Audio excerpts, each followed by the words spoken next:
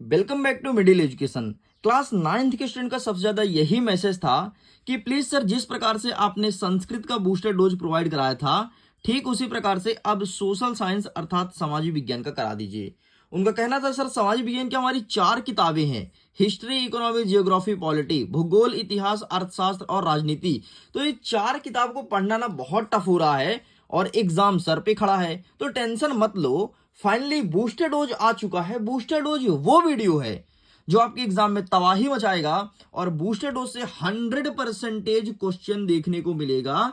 मतलब 100% इस वीडियो से क्वेश्चन आएगा, इस बात की मैं गारंटी गारंटी अगेन गारंटी देता हूं।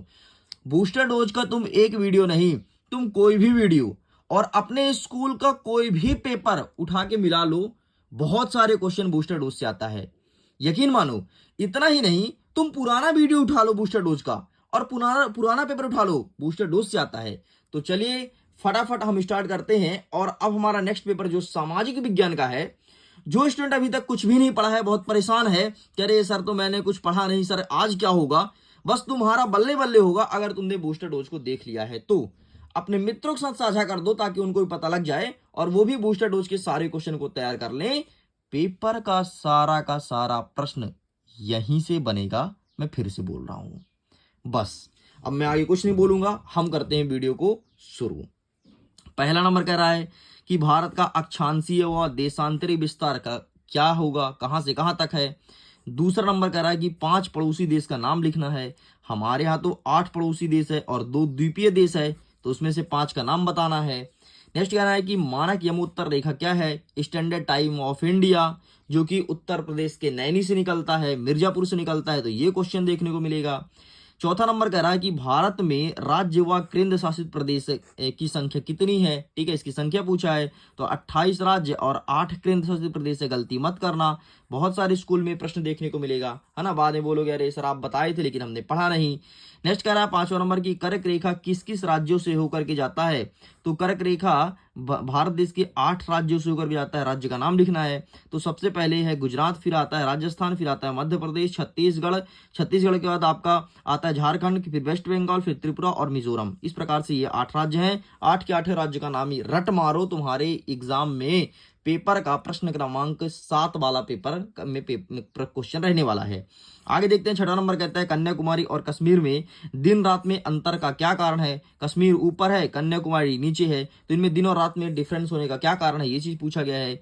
7वां नंबर कहता है भावर किसे कहते हैं। तो देखो क्या होता है, जब पहाड़ से कोई नदी नीचे उतरती है और नदी नीचे उतरते ही जब कंकड़ पत्थर के नीचे विलुप्त हो जाती है, उसे कहते हैं भावर। यहाँ खेती इतनी नहीं कर सकते क्योंकि यहाँ कंकड़ पत्थर बहुत ज्यादा रहता है, उसके नीचे नदी चली जाती है। ठीक, फिर थोड़ी दूर जाके और नदी निकलती है। नेक्स्ट कहता है बांगर और खादर किसे कहते हैं। तो पुरानी जलोढ़ मिट्टी को बांगर कहते हैं और नई जलोढ़ मिट्टी को खादर कहते हैं। बस ये तुम्हें लिखना है। 5वां नंबर कह रहा है कि पूर्वी घाट और पश्चिमी घाट में अंतर बताना है। ठीक है, कितने अंतर, कोई 4 नंबर का ये प्रश्न, बड़े बड़े प्रश्न है। ठीक है, नेक्स्ट कहता है कि मालदीव और दक्कन के पठार में अंतर लिखो। ठीक है, सॉरी मालदीव नहीं, मालवा का पठार और दक्कन ट्रैप में अंतर बताना है। नेक्स्ट 11 नंबर कह रहा है कि टिप्पणी लिखना है भारतीय मरुस्थल और तटीय मैदान। तो कोई स्कूल में ये वाला प्रश्न आ रहा है, कोई स्कूल में ये वाला आ रहा है, लेकिन दोनों पेपर में देखने को मिलेगा। नेक्स्ट कह रहा है 12 नंबर कि जल विभाजक का क्या कार्य है, ये एग्जाम में देखने को मिलेगा। नेक्स्ट कह रहा है कि नमामि गंगे परियोजना क्या है, क्या होता है नमामि गंगे परियोजना, ये आपके एग्जाम में देखने को मिलेगा। आगे बढ़ते हैं, 14 नंबर कहता है कि अफवाह तंत्र व 2 प्रमुख झील का नाम बताओ। ठीक है, अफवाह तंत्र क्या होता है, वह उसके 2 प्रमुख झील कौन कौन से हैं, ये चीज हमें बताना है, आपके एग्जाम में देखने को मिलेगा। आगे बढ़ते हैं, 15 नंबर कह रहा है कि हिमालय नदी की 2 विशेषताएं बताइए। ठीक है, हिमालय में जो नदी है उसकी 2 विशेषताएं बतानी है। 16 नंबर कह रहा है कि उत्तर भारत और दक्षिण भारत में अंतर बताओ। ठीक है, उत्तर भारत मतलब जहां हम लोग रहते हैं, दक्षिण भारत जहां हम लोग नहीं रहते हैं। अरे बोलोगे कैसी बात है, अरे मतलब हम लोग मध्य प्रदेश के हैं तो मध्य प्रदेश उत्तर भारत में आता है और दक्षिण भारत मतलब केरला साइड। ठीक है, तो इसमें डिफरेंस बताना है, कितने बताना है सर, कोई 2 डिफरेंस याद कर लेना। नेक्स्ट कहता है 17 नंबर प्रायद्वीप नदी का वर्णन करो। ठीक है, प्रायद्वीप नदियां की कौन कौन सी विशेषताएं होती हैं, ये चीज तुम्हें बताना है। नेक्स्ट कहता है कि भारत का मानचित्र बनाओ।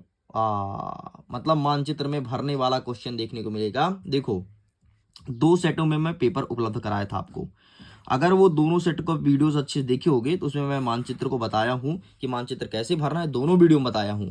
अभी भी नहीं देखे हो तो जाओ, यूट्यूब चैनल में डला है, वीडियो देख लेना, लेकिन पहले बूस्टर डोज कंप्लीट कर लो। एक बार तुम देख लोगे ना, तुम्हें आइडिया मिल जाएगा कि मानचित्र कैसे भरना है। वैसे इस पर मैं डेडिकेटेड वीडियो बनाया हूं, तो वो वीडियो मैं तुम्हें शेयर भी कर दूंगा टेलीग्राम पर, ठीक है। जा करके पढ़ लेना, बहुत फायदा मिलेगा। नेक्स्ट कह रहा है 19 नंबर की गिलोटिन क्या होता है। नेक्स्ट कह रहा है 20वां नंबर की शॉक क्लॉथ का क्या अर्थ होता है। एंड मानव पूंजी निर्माण में स्वास्थ्य की क्या भूमिका है। ये प्रश्न तुम्हें प्रिपेयर करना था। चलो भाई आगे बढ़ते हैं, कुछ क्वेश्चन और है, फटाफट कवर अप करते हैं। प्रश्न नंबर 21 कह रहा है, अब इतिहास से क्वेश्चन स्टार्ट हो गया, ठीक है। फ्रांसीसी क्रांति के 2 प्रभाव कौन कौन से थे, ठीक है। 22वां नंबर कह रहा है कि जैकोबिन क्लब के सदस्य कौन था, ठीक है। नेक्स्ट कहता है कि फ्रांस में लुई 16वें के समय में खजाना खाली करने का क्या कारण था, ठीक है। ऐसा क्या रीजन था कि लुई 16वें के टाइम पे पूरा खजाना खाली हो गया। नेक्स्ट कहता है 24 नंबर की फ्रांस में 14 जुलाई का क्या महत्व है, क्या होता है 14 जुलाई के दिन, ठीक है। और क्यों 14 जुलाई को बहुत ज्यादा अच्छे से मनाते हैं, जैसे हमारे यहाँ 26 जनवरी है ना और 15 अगस्त है, वैसे वहाँ 14 जुलाई फेमस है। तो ऐसा क्या हुआ था घटना। नेक्स्ट कहता है मॉन्टेग्यू कौन है था, ठीक है। मॉन्टेग्यू चेम्सफोर्ड एक आया था, तो वो कौन था। नेक्स्ट कहता है ड्यूमा पर टिप्पणी लिखो, ड्यूमा किसे कहते हैं, तो आपको बता दूं रूस की सांसद को ड्यूमा कहते हैं। नेक्स्ट कहता है खूनी रविवार की घटना क्या थी, ठीक है। खूनी रविवार को क्या हुआ था ऐसा, ठीक है। तो इसमें में क्या हुआ था, जितने भी वो श्रमिक वर्ग के लोग थे ना, आंदोलन कर दिए थे और इस दिन बहुत ज्यादा मारपीट हुआ था, खून निकला था और वो दिन रविवार का था, इसलिए खून रविवार नाम पड़ा। बाकी एक बार पढ़ोगे तो कॉन्सेप्ट और अच्छे से क्लियर होगा। आगे बढ़ते हैं। 28 नंबर कहता है कि 1917 की रूसी क्रांति में मार्क्स के योगदान को बताना है। 29 नंबर कहता है कि प्रथम विश्व युद्ध में रूस की क्रांति पर क्या प्रभाव पड़ा है। तीसरा नंबर कह रहा है कि रूसी क्रांति का 3 कारण बताना है, रूसी क्रांति क्यों हुआ था, क्या रीजन था, 3 कारण बताओ। नेक्स्ट कहता है 31 नंबर, बोल्शेविक द्वारा अक्टूबर क्रांति के तत्काल बाद किए गए 2 मुख्य परिवर्तन कौन सा था। मतलब जैसे ही अक्टूबर की क्रांति हुआ तो जो बोल्शेविक राजा था वो कौन सा परिवर्तन किया था, कोई 2 परिवर्तन बताना है। अब आ गया हमारा पॉलिटिकल साइंस, इतिहास भी खत्म, ठीक। पॉलिटिकल साइंस से प्रश्न पूछेगा लोकतंत्र क्या है, इसकी विशेषता बताओ। कुछ जगह आ रहा है लोकतंत्र की विशेषता बताइए, कुछ जगह पूछ रहा है सीधे लोकतंत्र क्या है, तो अच्छे से कर लेना। नेक्स्ट कह रहा है कि संविधान क्या है एंड संविधान संशोधन क्या, एक सेकंड, हाँ, संविधान क्या है एंड संविधान संशोधन क्या है। देखो अलग अलग चीज है, संविधान और संविधान संशोधन अलग है। तो कुछ स्कूल में संविधान क्या है ये वाला प्रश्न आ रहा है, कुछ जगह पूछ रहा है संविधान संशोधन क्या है।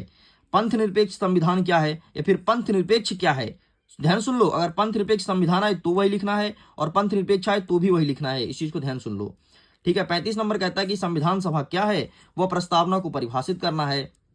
नेक्स्ट कह रहा है स्थायी पूंजी क्या है, ये चीज बताना है। नेक्स्ट 36 नंबर कह रहा है कि रबी और खरीफ की फसल की परिभाषा लिखना है, क्या होता है रबी की फसलें, क्या होता है खरीफ की फसलें, ये हमें बताना है।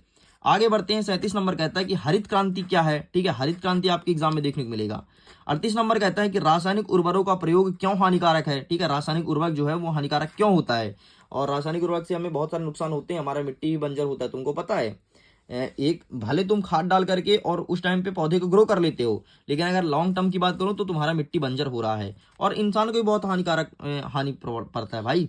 नेक्स्ट कहता है 39 नंबर मानव पूंजी निर्माण क्या है। 40 नंबर कहता है अर्थव्यवस्था के 3 क्षेत्र का उदाहरण देना है और अर्थव्यवस्था के तीनों क्षेत्र का नाम भी बताना है। तो पहले को कहते हैं प्राथमिक क्षेत्र, दूसरे को कहते हैं द्वितीयक, तीसरे कहते हैं तृतीयक।